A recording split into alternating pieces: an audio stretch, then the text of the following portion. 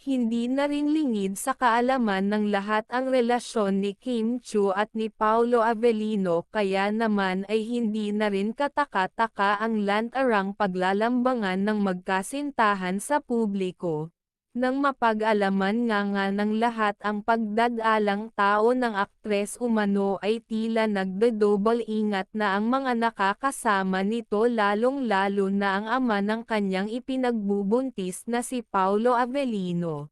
Dahil rito ay binawas-bawasan din umano ng director ng What's Wrong with Miss Secretary Kim ang trabahong ibinibigay nito kay Kim Chiu at mas naging maalaga rin ang mga ito sa aktres.